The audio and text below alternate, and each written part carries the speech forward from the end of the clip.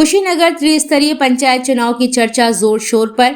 आज हमारे साथ युवा जिला पंचायत सदस्य प्रत्याशी मोतीचक दक्षिणी से अभिषेक पांडे मौजूद है, जो चुनाव में शिक्षा रोजगार पर विशेष बहस और संभावना के साथ चुनावी मैदान में खड़े हैं।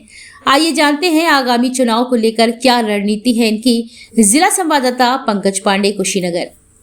नमस्कार, आप देख रहे हैं हिन्नाव टाइम मीडिया में। पंकज कुमार पांडे, कुशीनगर में जहां त्रिस्तरीय पंचायत चुनाव का ऐलान हो चुका है, वहीं सभी प्रत्याशी मैदान में उतर आए हैं जमीनी स्तर से अपनी अपनी बात कहने के लिए। ऐसे में हम युवा नेता अभिषेक पांडे के साथ आ रहे हैं, जो इस समय बहुत ही वायरल हुए हैं। हर काम के लिए परफेक्ट नज़र आते हैं। लोगों की बात की जाए तो वो सबसे यही सुना जा रहा है। तो इस समय का अगर कोई नेता है तो अभिषेक पांडे हैं। हम सब तन मन धन के साथ उनके साथ हैं। तो ज़्यादा देर न करते हुए सीधा हम रूबरू होते हैं अभिषेक पांडे से। वो क्या कहते हैं हमसे, गांव में जा रहे हैं तो क्या माहौल है उनका, उनके युवा साथी हमसे क्या कहना चाहते हैं। इन्हीं सब तथ्यों के साथ आएंगे तो समाज में क्या विकास करेंगे, क्या मेन उनका मोटिव रहेगा चुनाव को लेके, शिक्षा स्तर पे वो क्या कहना चाहते हैं। आइए हम जानते हैं सीधा खबर के माध्यम से। मैं आपका और अभिषेक पांडे को कब से आप जानते हैं? देखिए, हमारा नाम राम रोशन गुप्ता है। पहले आपके चैनल पे जितने भी दर्शक हैं सभी लोगों को मेरा सादर प्रणाम। मैं अभिषेक पांडे भैया जी का बहुत बड़ा फ़ैन हूँ और इनको लगभग 3-4 साल मतलब जान रहे हैं। इनके लोगों के या आपके दुख सुख में कितने काम आते हैं ये हमेशा हमारे साथ खड़े रहते हैं और तन मन धन तीनों तरह से खड़े रहते हैं ये हमारे साथ। क्या नाम है भैया आपका? कृष्णमोहन पांडे। इनके साथ जुड़ाव कैसे हुआ आपका? राजनीतिक स्थल से। राजनीति स्थल से। कितने परसेंटेज आपके साथ समय समय पे काम आते हैं? कहाँ कहाँ काम आते हैं? क्या क्या हमेशा आए काम। इनके साथ आप रहे होंगे। इनका मेन जो मकसद रहा होगा, मोटिवेशन क्या है आपको? कैसे अपने आप मोटिवेशन किया, लोगों के बीच में कैसे प्रदर्शित करते हैं अपने आप को? बंद कर। जिला पंचायत का चुनाव लड़ रहे हैं। पिछले बार भी आपने दमखम अपना दिखाया, लेकिन सेक्शन चेंज हो गया, जो कहा जाता है चेंज हो गया। इस बार आप दमखम के साथ उतरे हुए हैं, जमीनी स्तर के आप नेता हैं, क्या कहना चाहते हैं? सबसे पहले एचएनटी टीम को मैं तरफ से आभार व्यक्त करता हूं कि आप लोगों ने मेरी बातों को रखने के लिए आप मेरे समक्ष है। और दूसरी बात कि ज़मीनी स्तर की राजनीति में मैं इसलिए आया हूं कि ग्रामीण स्तर पर, क्षेत्रीय स्तर पर यूथ को आना ज़रूरी है। इसलिए यूथ को आना ज़रूरी है क्योंकि कहा जाता है कि देश का सबसे बड़ा स्तंभ कोई है तो युवा है। और युवा को इसलिए आगे आना पड़ेगा क्योंकि आपको पता होगा कि अगर सामाजिक और क्षेत्रीय स्तर का कोई मुद्दा उठाता है तो यूथ उठाता है। चाहे किसी तरह का रैली हुआ, चाहे किसी तरह का धरना हुआ, चाहे किसी तरह का सरकार के विपक्ष में पक्ष में जाकर अपनी बातों को रखना हुआ, तो काम सिर्फ करता है युवा। और युवा के कंधे पर इस देश की सारी अर्थव्यवस्था चलती है। तो युवा को आना जरूरी है ग्रामीण स्तर पर, क्षेत्रीय स्तर पर। आखिर में युवा कहाँ जाएगा?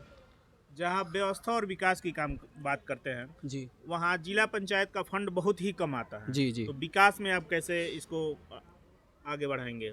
देखिए, हम कह रहे हैं कि जिला पंचायत एक छोटा पद है, मैं मानता हूँ इसका फंड भी कम है, लेकिन अगर निष्ठा हो, ईमानदारी हो और आपका व्यक्तित्व सही हो और इस राष्ट्र के प्रति आप समर्पण हो तो फंड मायने नहीं रखता है। इसलिए फंड मायने नहीं रखता है। आपको पता है कि एक बीडीसी, एक बहुत छोटा सा ग्राम का प्रधान के नीचे होता है एक बीडीसी, जो अपने कामों को जाके और ब्लॉक प्रमुख को बताता है और अपने ग्राम का विकास करता है। तो मैं तो जिला पे बैठूंगा ना, मेरी भले ही से फंड कम है, मेरी बात सांसद सुनेंगे, मेरी बात विधायक सुनेंगे, मेरी बात जिला अध्यक्ष सुनेंगे, तो मैं अपने देश, अपने क्षेत्र, अपने ग्रामीण स्तर के लिए क्यों नहीं विकास कर सकता हूँ? फंड मायने नहीं रखता है, सोच मायने रखता है।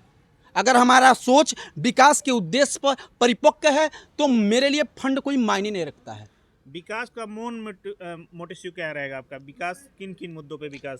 पहली बात, हमारे क्षेत्र में यूथ का जो एजुकेशन लेवल है, एजुकेशन लेवल, स्किल को बढ़ाना। जैसे आपको पता होगा कि क्षेत्र में हमारे मोतीचक ब्लॉक वार्ड संख्या 27 दक्षिणी में कुल 65,000-60,000 के समथिंग वोट है इस समय। और अगर देखा जाए उस उद्देश्य पर अगर चुनाव लड़ रहे हैं तो हमारा मेन मोटिव ये है, हमारे क्षेत्र के सबसे ज़्यादा लड़के प्रवासी हैं।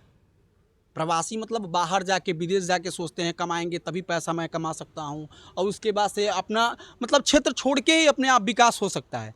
मेरा पहला उद्देश्य होगा कि अपने इधर ही उनके रोजगार का व्यवस्था हो। मैं मांग करूंगा, क्योंकि जिला कुशीनगर जिला बहुत बड़ा जिला हुआ, बड़ा जिला है, और बगल में आपका गोरखपुर है।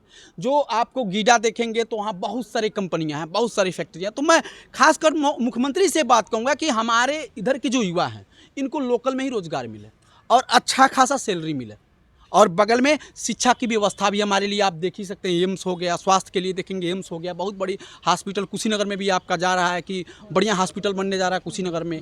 बगल में DDU यूनिवर्सिटी है, यहाँ बुद्धा यूनिवर्सिटी है। तो ऐसे बगल में शिक्षा का भी व्यवस्था बढ़िया। तो हमारे लिए यही होगा एजुकेशन, स्वास्थ्य और रोजगार, और अपने यूथ का बात मैं सरकार से रखूं, अपने क्षेत्र का मैं पीड़ा रखूं सरकार से। मेरा मेन मोटिव यही है। समाज में आप जगह जगह घूम रहे हैं, गांव-गांव घूम रहे हैं, जहां कहीं आपको अच्छे सुनने को मिल रहा होगा, कहीं बुरे सुनने को। समाज में क्या परिवेश रहा होगा आपको? समाज में इस समय सबसे तगड़ा कुछ चल रहा है तो जात पात चल रहा है।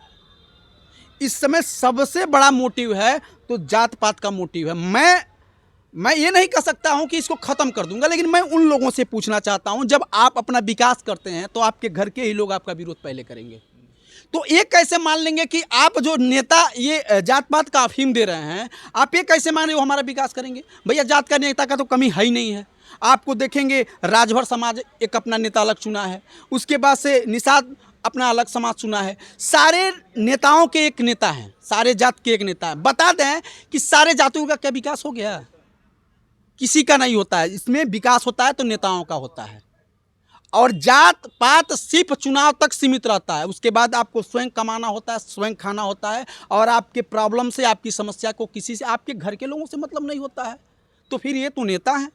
मैं बात कर रहा हूँ आज के समय में, आज के परिवेश में सबसे अगर गंदा कोई चीज़ है तो जात का है। अगर आप सोच लीजिए, अच्छा बताइए, हम सब कुछ बांट सकते हैं, हवा को बांट सकते हैं, पानी को बांट सकते हैं, अग्नि को बांट सकते हैं। ये लोग जिस पे अधिकार है वही तो बांट सकते हैं ना। इनको पता है कि हमको राजनीति किस उद्देश्य पर करना है। अगर आप सच में राष्ट्रवादी हैं तो आप हमको ये बताइए, क्या जो भगत सिंह फांसी पर चढ़े तो जात समझ के कि आएंगे हम जात के लिए फांसी चढ़ रहे हैं, वो तो राष्ट्र के लिए फांसी चढ़े।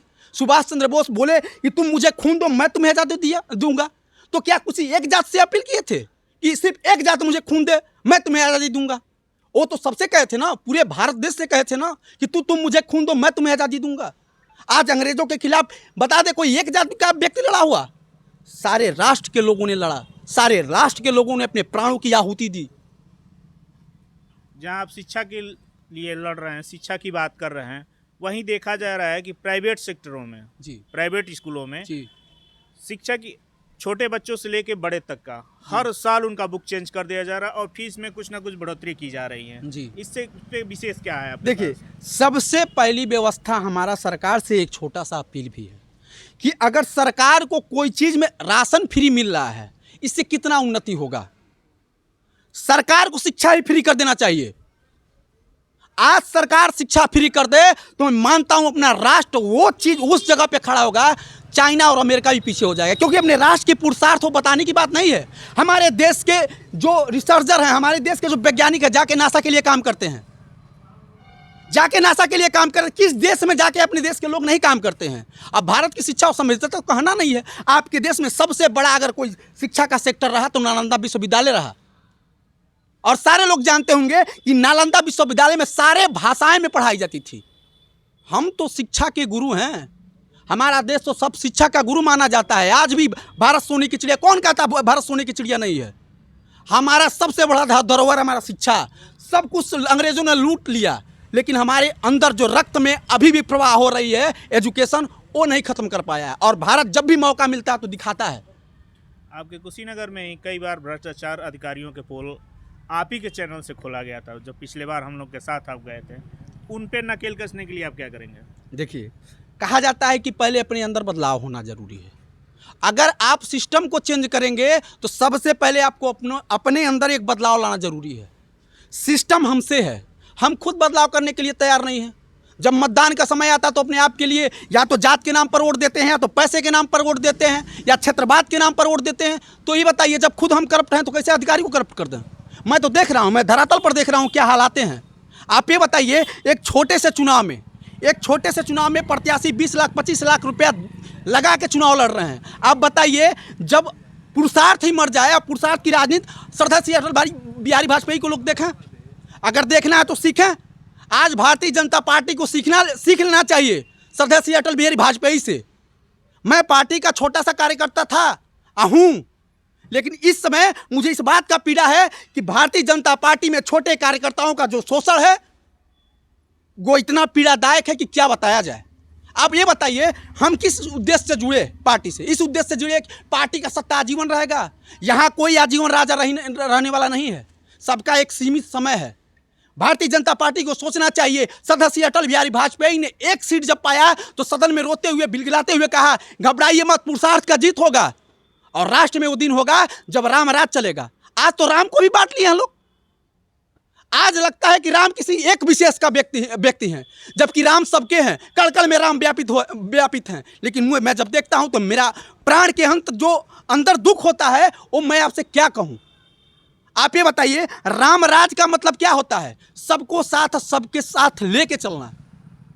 आप कुछ नेताओं को अपने क्षेत्र की मैं बात कर रहा हूं, अब मैं डरता नहीं हूं, निस्संदेह हूं, निष्पक्ष हूं, राष्ट्रवादी हूं, मेरे अंदर अभी पुरुषार्थ जिंदा है, तो मैं अपने देश के लिए, अपनी भाषा के लिए, अपने क्षेत्र के लिए बात रखूंगा। आप देखे होंगे ऐसे ऐसे बड़े बड़े नेता हैं, समय पर बड़े बड़े मंचों में कहते हैं बोलिए जय श्री राम, बोलते हैं जय श्री राम, और क्षेत्र में आके जात की राजनीति करते हैं।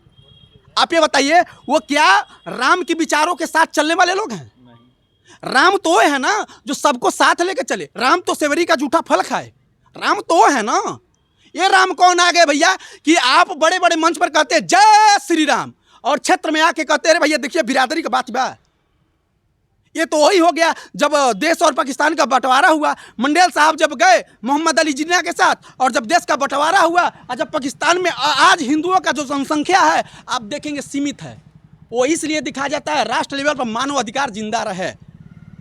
जो पाकिस्तान में हिंदुओं का हाल है कभी इस पर बोलेंगे कोई नेता? नहीं बोलेंगे। आज आपकी संख्या बाहुल्य है तो आप बढ़ जाइए जात पात में। जिस दिन आप विचारहीन हो जाएंगे, जिस दिन आप जात पात में बढ़ जाएंगे, उस दिन आप घबराइए मत। फिर एक दिन गुलामी करना है, या गुलामी आप पूंजीवादों का करें या गुलामी सत्तेबाजी का करें, लेकिन आप आज भी गुलाम हैं। निष्पक्ष कब हो गए भाई? आप कहते हैं राम, जय श्री राम, तो श्री राम मतलब क्या हुआ? श्री राम का तो वो था विचारधारा वसुदेव कुटुंबकम, सर्वे भवन्तु सुखिनः सर्वे भवन्तु निरामया। आज कहाँ हैं हम लोग? आप बताइए ना, किस राम का जयकारा हो रहा है? मैं उस राम का नाम जानना चाहता हूँ। राम को भी वर्गीकरण में बांट दिए लोग, यहाँ भगवान को भी लोग नहीं छोड़े। जहाँ हमारा समाज अगर सनातन धर्म देखें तो कहता है कण कण में भगवान व्यापित हैं। भैया अगर हर कण में भगवान व्यापित हो, आप कौन होते हैं बांटने वाले भगवान को? और मैं उन बड़े नेताओं से कहना चाहता हूँ कि धैर्य रखिए, समय बदलाव की मांग कर रहा है, और यकीन मानिए अगर आप विचारहीन होकर जिएंगे तो आपका सत्ता आने वाला समय में आपके वंश का नाश कर देगा। गांव में जा रहे हैं तो लोग एक तरफ आपके साथ हैं, दूसरे से भी जुड़ाव, क्या कहना चाहते हैं इसके बारे में? देखिए, मेरे साथ यूथ पूरा तरह से खड़ा है और मैं लड़ रहा हूं तो यूथ के दम पर लड़ रहा हूं चुनाव। और इस देश का हर वो कृष्ण मेरे साथ है, हर वो राम मेरे साथ है, और हर वो युवा जो अपने पुरुषार्थ को खड़ा करना चाहता है और देश को मजबूती स्तंभ पर लेके जाना चाहता है, वो मेरे साथ खड़ा है। और मैं चुनाव हारूं या जीतूं, कहा जाता है क्या हार में क्या जीत में, कंचित नहीं भयभीत नहीं, संघर्ष पथ में जो मिला ये भी सही वो भी सही। मेरे साथ तो मैं जिस चीज़ को चाह रहा था वो मिल गया। मेरे साथ सुभाष चंद्र बोस है, मेरे साथ चंद्रशेखर आज़ाद है, मेरे साथ भीमराव अम्बेडकर है। मैं कहाँ अकेला हूँ? और चुनाव सिर्फ जीतना ही जीतना नहीं होता है, मन के जीते जीत है, मन के हारे हार, और मैं मन से जीत चुका हूँ। अब मेरे लिए मतदान कोई मायने नहीं रखता है।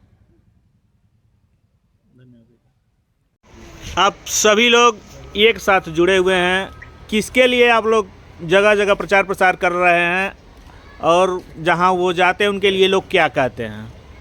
देखिए, अभिषेक पांडे भैया जो हैं वो बड़े भाई हैं, और सबसे बड़ी बात है वो युवा हैं। समाज में युवा को आना बहुत बहुत ज़रूरी है, क्योंकि समाज में जब तक युवा नहीं रहेगा तब तक बदलाव नहीं रहेगा। आजकल के लोग ऐसा राजनीति कर रहे हैं जैसे जनता के लिए नेता नहीं, जनता ही नेता के लिए काम कर रहा है। सबसे बड़ी चीज़ ये है कि जनता को एक नेता चुना है, लेकिन नेता आजकल के क्या कर रहे हैं, जनता को इधर उधर घुमा रहे हैं, अपना मिसयूज कर रहे हैं। लेकिन नेता का काम यह नहीं है। नेता का काम यह है कि जनता के लिए काम करे।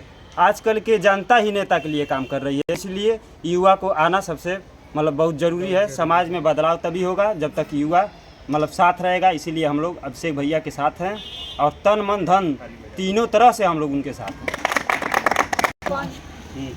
अभिषेक पांडे जिंदाबाद, अभिषेक पांडे जिंदाबाद, युवा शक्ति जिंदाबाद, जिंदाबाद।